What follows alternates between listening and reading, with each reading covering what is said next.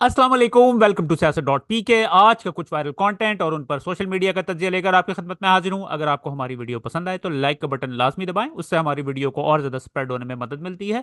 और दूसरा ये कि पिछले 10 माह से पाकिस्तान में हमारी वेबसाइट को ब्लॉक कर दिया गया है।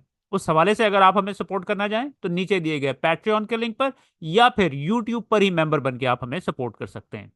सबसे पहले चलते हैं हम मरीम नवाज साहिबा की तरफ, जिन्होंने आज शगुफे छोड़े और बेशर्मी की इंतहा कर दी। अब वो आपको पता है कि जब से वो सीएम बनी है, सुबह को निकल जाती थी, टिकटॉक वीडियोस बनाती थी, तस्वीरें खिंचवाती थी और अपने आप को साबित करने की कोशिश कर रही थी कि देखें मैं कितना हार्ड वर्क कर रही हूँ और मैं कितनी हमदर्द हूँ लोगों की। भाई आपने लोगों को उल्लू समझा हुआ है। लोग इतने बेवकूफ हैं कि वो आपको स्क्रीन कौन से दौर में रह रहे हैं। मुझे तो ये नहीं समझ आती थी कि इनको इस किस्म के जो मशवरे हैं वो कौन देता है, टू बी ऑनेस्ट। यानी कि शुरू से मैं देखता होता था कि यार ये, यानी कि लोगों को इतना बेवकूफ इन्होंने समझा हुआ है।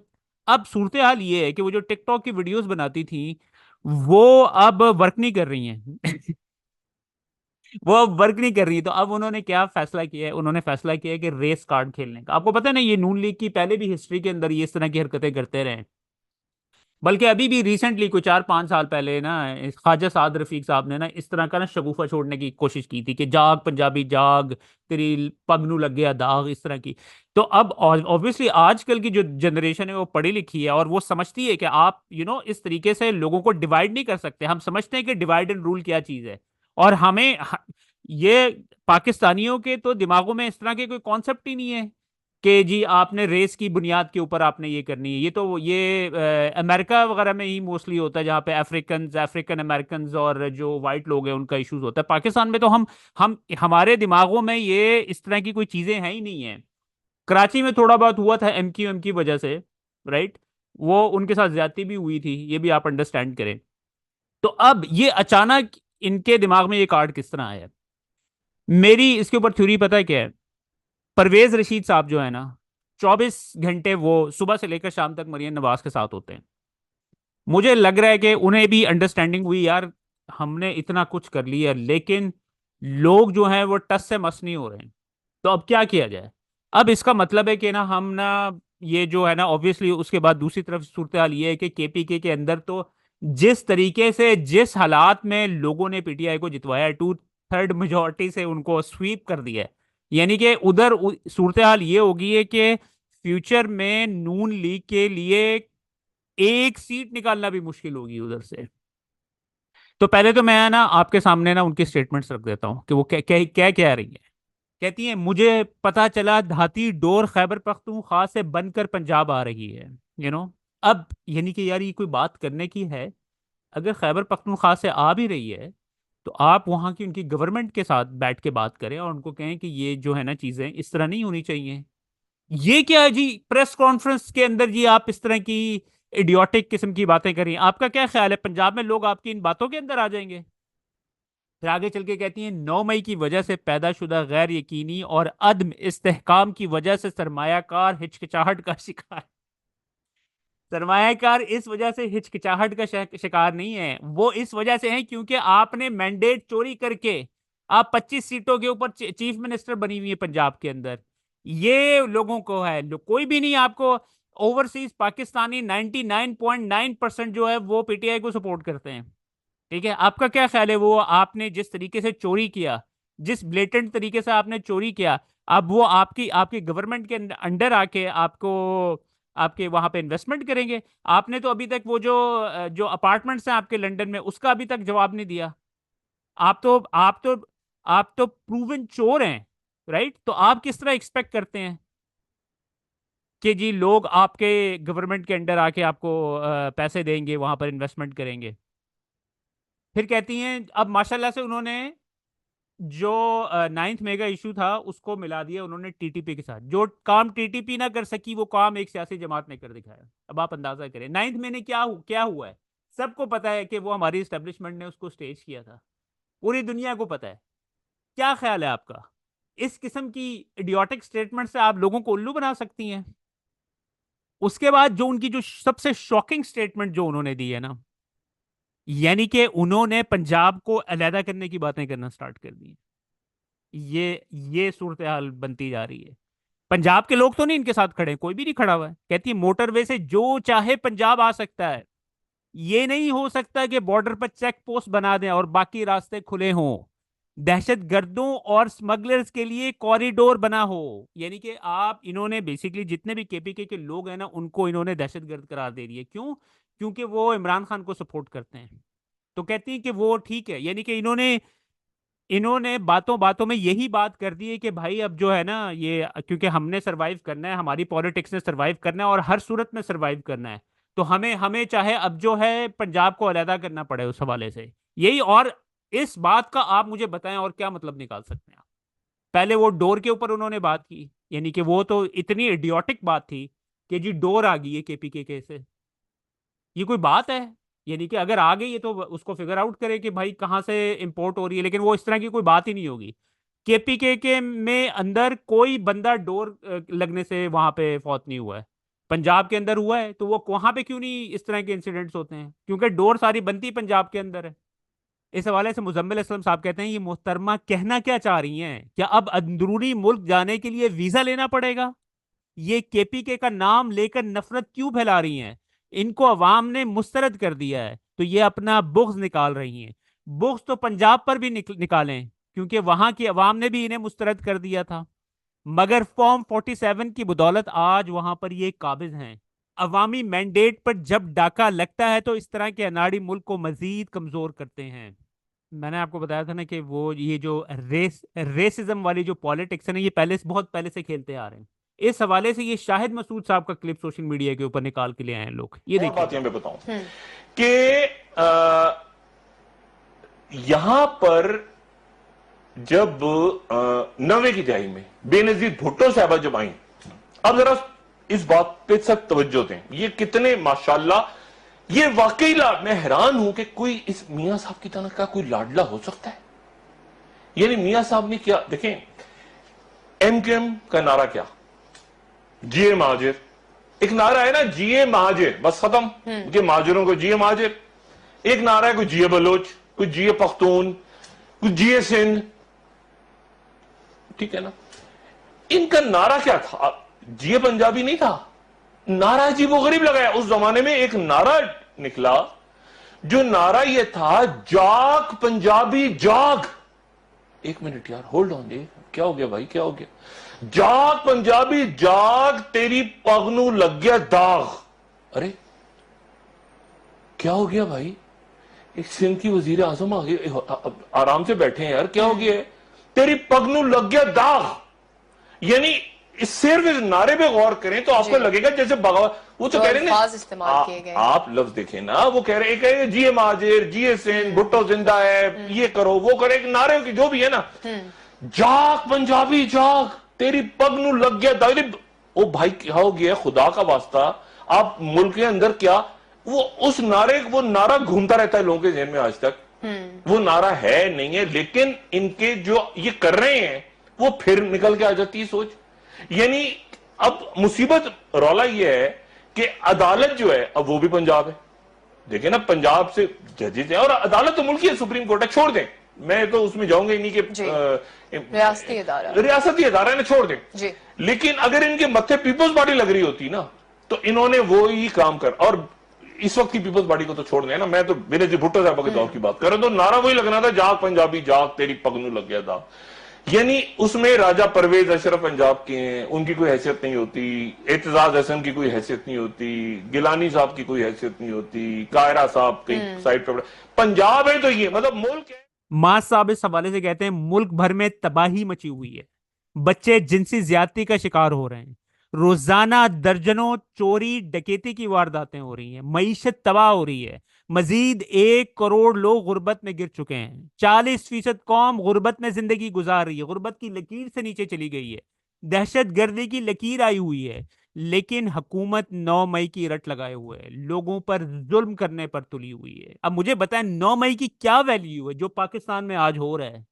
अगर चले पीटीआई ने किया भी हो, फिर भी उसकी क्या वैल्यू है कि ये एक बिल्डिंग को आग लगा दी, फिर क्या हुआ है? फिर खत्म होगी बात। लेकिन वो भी सबको पता है कि कैसे लगी है आग। इमरान रियाज खान साहब इस हवाले से कहते हैं, इन दो खानदानों की टोटल सियासती सुबाइयत और तासुब की बुनियाद पर कायम है। इन्होंने आज तक कुछ नहीं सीखा। अदनान आदिल साहब कहते हैं, आसमान से छूती महंगाई और बेतहाशा बेरोजगारी ऐसे असल मसाइल से अवाम की तवज्जो हटाने के लिए सुबाइयत फैलाने की कोशिश की जा रही है। अच्छा, ख्वाजा गुलाम रसूल साहब का interview, I don't know majority of आप लोगों ने देख लिया होगा। कल ये जियो न्यूज़ के ऊपर चला था, ये देखने वाला इंटरव्यू था। अगर आपने नहीं देखा है ना, तो आप इसको, मैं इसको ना, इसका लिंक जो है नीचे डिस्क्रिप्शन में डाल देता हूँ, इसको लाजमी देखिएगा। वो भुट्टो साहब के हवाले से बात करते हैं कि किस तरह उन्हें आखिर तक नहीं पता था कि उनको फांसी पे लटकाया जाने लगा है। वो समझ रहे थे कि शायद जो है ना, ये मुझे तोड़ने की कोशिश कर रहे हैं। लेकिन जिन लोगों ने उनको लटकाया वो इतने जालिम और जाबिर थे, उन्होंने नहीं सोचा कि ये करोड़ों लोगों का लीडर उसको उठा के, यानी कि एक इंडिविजुअल ऊपर बैठा हुआ है, उसने ये फैसला किया और उससे आज तक कोई पूछ कुछ नहीं हो सकी है। और उसके बाद फिर उनकी लाश के साथ जो बेहुरमती की गई है, लाश के कपड़े उतार के उनकी तस्वीरें खींची गई हैं, बकायदा उनकी मूवी बनाई गई है बकायदा। बाप अंदाजा करें ये जो खेल आजकल खेला जा रहा है ना, कि बेडरूमों में लोगों की प्राइवेट लाइफ के ऊपर, उनके कमरों के अंदर जो ये कैमरे लगा के उनको देखते हैं, ये अभी कोई रीसेंट फिनोमेना नहीं है। ये उस वक्त भी, अब आप ये देखें, डेड बॉडी की इन्होंने जो है वीडियो बनाई, क्या मकसद था उसका ये इस तरह की हरकतें करने का। बहरहाल ये इंटरव्यू आप देखिएगा, इट्स एब्सोल्युटली डेvastating। लेकिन जो उससे बड़ी जो शर्म की बात है ना, वो ये है कि जिसके दादा को लटकाया गया, वो आज इक्तदार की खातिर उन्हीं के दोबारा झोली में जाके बैठा हुआ है और उनसे इक्तदार की भीख मांग रहा है। अच्छा, फिर ये जो है ना, वसीम बदामी साहब के शो में इसी हवाले से ये क्लिप मुझे सर्कुलेट होता हुआ मिला, तो मैंने कहा मैं आप लोगों के साथ शेयर कर देता हूँ। ये क्लिप भुट्टो देखिएगा। साहब मार दिए गए, किसने मार दिया था? फौजी। मैं गिरा होया बंदा जमा नीच बल्ली। शाहीन साहबाई साहब ने अभी एक क्लिप बना के भेजा है उनका इसी टॉपिक के ऊपर। रिको डेक जो है, पाकिस्तान में सोने और तांबे के ज़खायर हैं। शाहीन साहबाई साहब के मुताबिक 500 बिलियन डॉलर्स के ज़खायर ज़खायर पड़े हुए हैं हमारे पास। ठीक है। अब जो वो जो ज़खायर हैं, जिस कंपनी ने उसको माइन करना है, जिसने उसको ज़मीन से निकालना है, वो 50% लेगी। ठीक है। और फिर जो है 50% में से फिर होगा ये कि 25% फेडरल गवर्नमेंट रखेगी और 25% बलूचिस्तान की गवर्नमेंट रखेगी।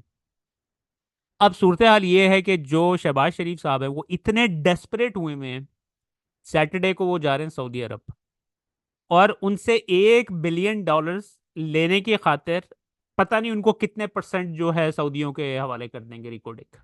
ये एक क्लिप देखिएगा। हमारे वजीर आज़म सऊदी अरब जा रहे हैं और ये कहा जा रहा है कि सऊदी अरब $1 बिलियन, $1 अरब रिकॉर्डिंग में इन्वेस्ट करेगा।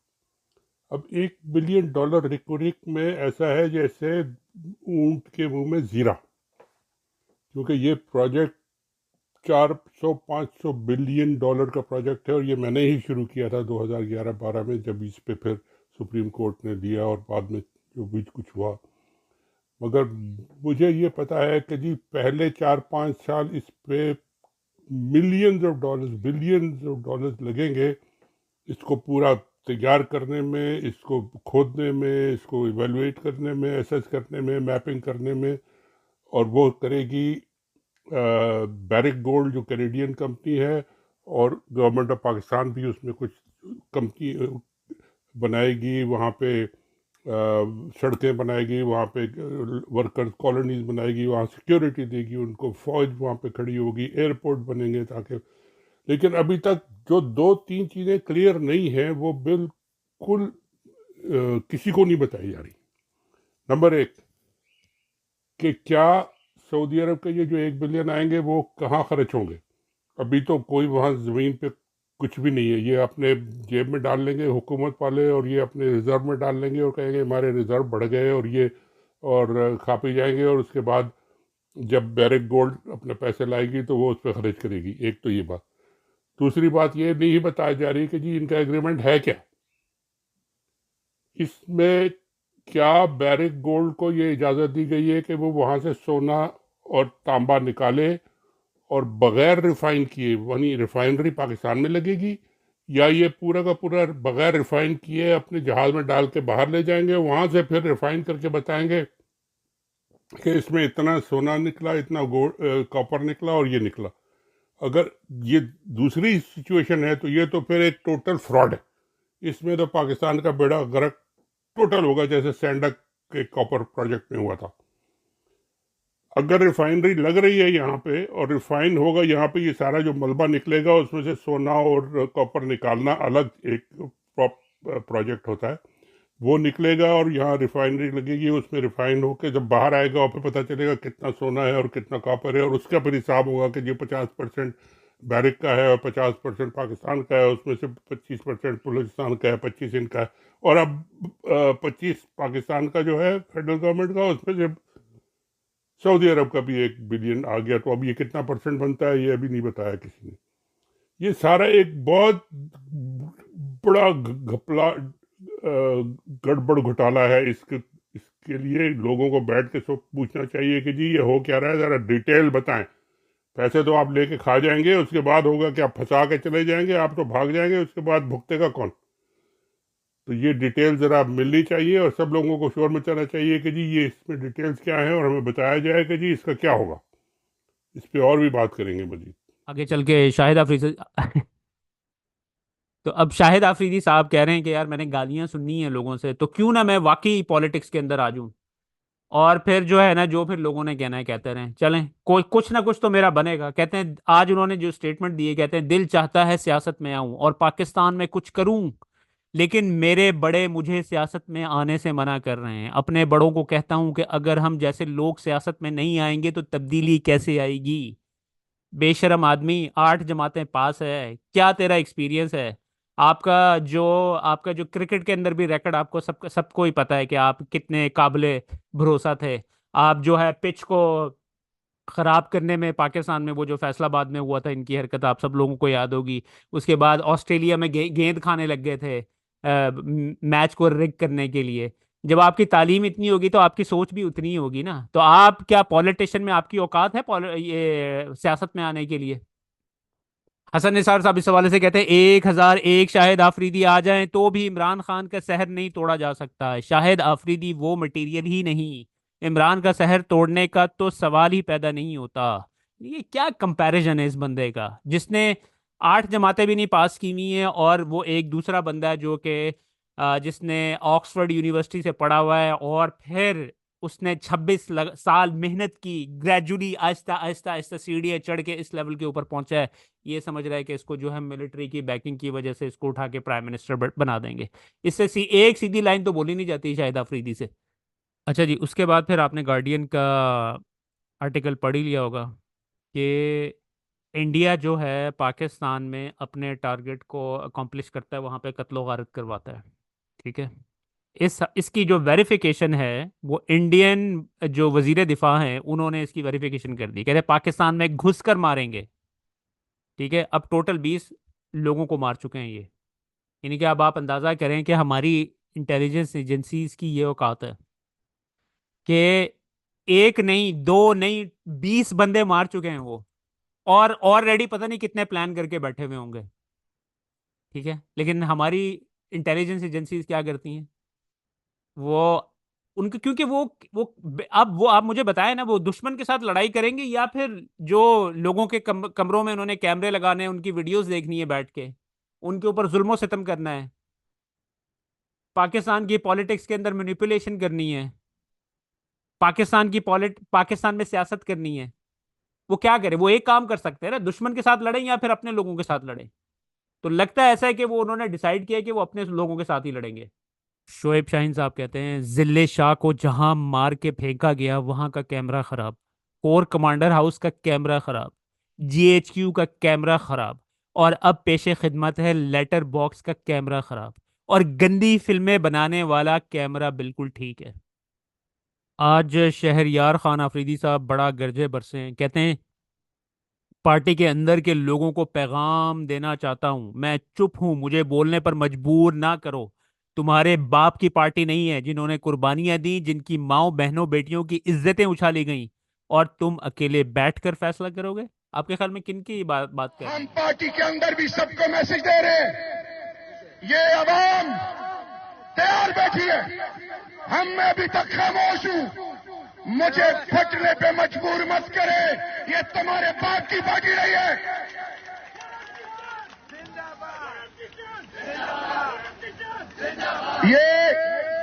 ये किसी के बाप की पार्टी नहीं है। जिन्होंने कुर्बानियां दी, जिनकी मां बहनों की बेइज्जतियां हुई, और तुम अकेले बैठ के फैसले करोगे। मैंने पार्लियामान के अंदर भी कहा था, और आज बिल 4 कह रहा हूं, उस रब्बे जलाल की कसम, इसने कहा कि मैं खटक नहीं हूंगा। मैं कहता हूं मैं कोहाट और पाकिस्तान का सपूत नहीं हूंगा। जो खान के खिलाफ जाएगा, मैं उसके रास्ते में सबसे बड़ी रुकावट हूंगा, इंशाअल्लाह बेइज्जत। क्या चल रहा है? सियासत करो, हमें सियासत नहीं करनी। हमने पाकिस्तान का मुस्तकबिल सोचना है। इमरान खान और पाकिस्तान लाज़िम व मलज़ूम है, और वो लोग जो दो पे बैठे हैं पीटीआई के अंदर, आप सुन लो, ये पार्टी हमारी मुकाबला नहीं कर सकती इंशाअल्लाह बेइज़्निल्लाह। ये रिजेक्टेड लॉट है, इनको पाकिस्तानी कौम ने रिजेक्ट कर दिया। अभी हमारे अंदर कुछ आस्तीन के सांप हैं, मुनाफिक अंदर बैठे हैं। मैं खुल के बात करने वाला हूं। मैं किसी शौकास मुकास से नहीं डरता, मैं अल्लाह से डरता हूं। हमारे ही भाई आपके घर में आया, मैं आज अली अमीन खान से भी कह रहा हूं, मैं आज पीटीआई की लीडरशिप को कह रहा हूं कि आज मेरी फाइनल आपके लिए मैसेज है, वर्कर को उठाए, लॉयलिस्ट को उठाए। वो जो पार्टी की बुनियाद है, ऊपर पैराशूट से रिजेक्टेड है, जिन्होंने खाट के कमर में चुने घोंपे, आप फिर उनको गले लगा रहे हैं। हम उनको गले लगाने नहीं देंगे, हम उनको गले लगाने नहीं देंगे। सचल्ला समीउल्लाह से कलीमुल्लाह, कलीमुल्लाह से समीउल्लाह। ओहदे आपस में बांट रहे हैं, ये बंटवारा नहीं चलेगा। आखिर में ईद के चौथे या 5वें दिन इंशाअल्लाह कोहाट में पहला अजीम और शान जलसा खान के लिए, जिसमें खान की बहनें, पीटीआई की लीडरशिप शामिल होगी। कोहाट हमने खान की आजादी के लिए उस जलसे को ऐसे कामयाब बनाना है कि अबलाग आमा, इंटरनेशनल मीडिया भी कहे कि इमरान खान की आजादी के लिए कोहाट रीजन और इस धरती मां कोहाट ने जो इमरान खान का किला है, क्या आप उसके लिए तैयार हो? सारे हाथ उठाएं। आसमा शराजी साहबा कहती हैं सोशल मीडिया एक ताकत है जो कि तहरीक इंसाफ की है। तहरीक इंसाफ के अलावा दीगर तमाम सियासी जमातें इसका मुकाबला नहीं कर सकती। यहाँ तक कि एस्टेब्लिशमेंट का अगर कोई सोशल मीडिया विंग भी हुआ तो वो भी इनका मुकाबला नहीं कर सकता। ये अब एक नई एस्टेब्लिशमेंट का रूप धार चुकी है। देखें, ये बहुत ही इडियोटिक किस्म की, यानी कि इतनी बड़ी सहाफ़ी है ये किस किस्म की यानी कि बातें कर रही हैं। यानी कि सोशल मीडिया कोई विंग नहीं है, ये लोगों की आवाज़ है। यानी कि पूरे पाकिस्तान 24 करोड़ अवाम जो पार्टिसिपेट करते हैं, कमेंट करते हैं, वीडियो के नीचे कमेंट्स करते हैं, वो पार्टिसिपेट कर रहे हैं पाकिस्तान के अंदर। पहले ये होता था कि इन जैसी जो एंकर्स होती थी ना, वो लोगों का ओपिनियन, यानी कि आप, मुझे याद है कि मैं जब देखता होता था, मैंने ये वीडियो बनाना भी 2-3 महीने पहले स्टार्ट किया। उससे पहले नहीं मैं वीडियो बनाता होता था, लेकिन मैं ना जब ये इनकी बातें सुनता होता था ना, मैं इतना फ्रस्ट्रेट होता था। मैं कहता था कि यार इनको कोई जवाब देने वाला नहीं, ये किस तरीके से ब्लेटेंटली झूठ बोल रहे हैं। स्कार्फ लिया हुआ है इस खातून ने लेकिन झूठ बोल रहे होते हैं।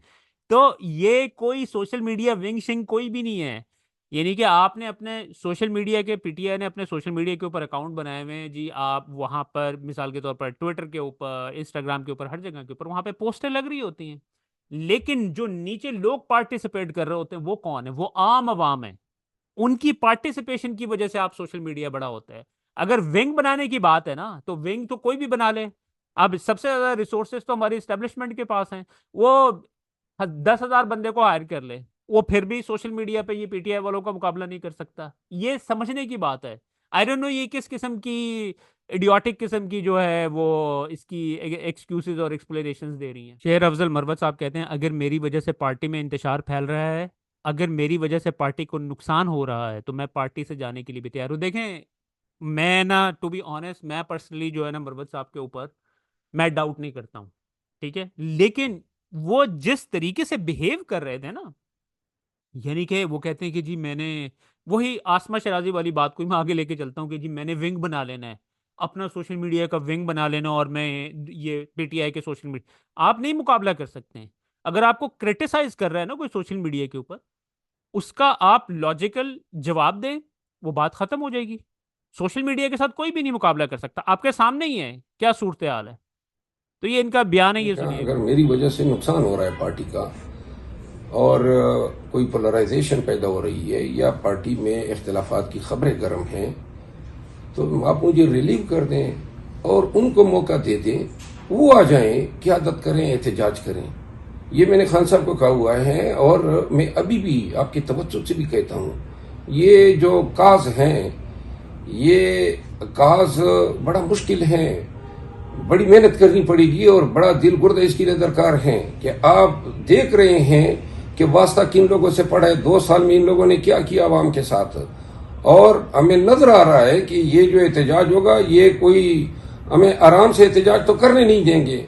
और दूसरी बात यह है कि आपने मोहसिन नकवी की बात की, मोहसिन नकवी साहब ने, ये वही शख्स हैं जिन्होंने अली अमीन को 11 अजला में फिराया और जिन्होंने अली अमीन के पाँव के नाखून उतारे, जिन्होंने अली अमीन के गर्दन पे इलेक्ट्रिक शॉक्स दिए, जिन्होंने अली अमीन को जब भी ये यहाँ से लीग खान से इस्लामाबाद से जब उनको सिंध ले गए 36 घंटे उनके गर्दन और पाँव में हथकड़ियाँ डाली, लेकिन जब मोहसिन नकवी साहब अली अमीन खान के घर गए तो फिर ये रिवाज बनता है और हैं हमारे रिवायात हैं कि मेहमान को हम चाहे कोई भी हो उसको रिस्पेक्ट देते हैं, और इस पे मैं नहीं समझता हूँ कि अली अमीन की तरफ कोई उंगली जाएगी। ये रिवायत के तहत उन्होंने जो किया मैं इसकी सताइश करता हूँ।